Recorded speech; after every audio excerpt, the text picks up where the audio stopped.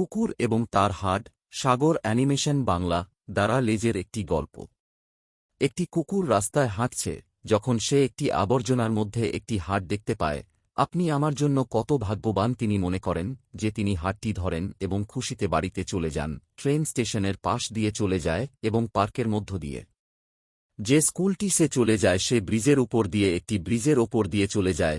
কুকুরের মুখে হাড় নিয়ে কুকুরটিকে, সেই কুকুরটি সে ভাবছে সে নিচে কি করছে। কুকুরটি অন্য কুকুরের দিকে তাকায়, অন্য কুকুরটি পিছনে তাকায়। সেই কুকুরটি কোথা থেকে এত বড় হাড় পেল?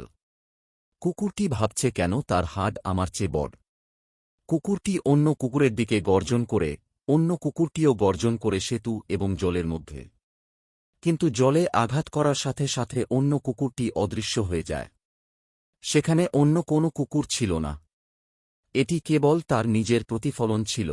জলটি খুব গভীর এবং কুকুরটি অবাক হয়ে উফ উফ উফ উফ করে।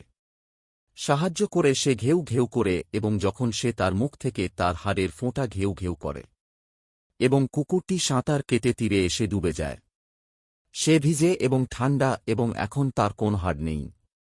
আপনার যা আছে তা নিয়ে খুশি হন। যদি আপনি লোভী হন তবে আপনি সবকিছু হারাতে পারেন। ধন্যবাদ।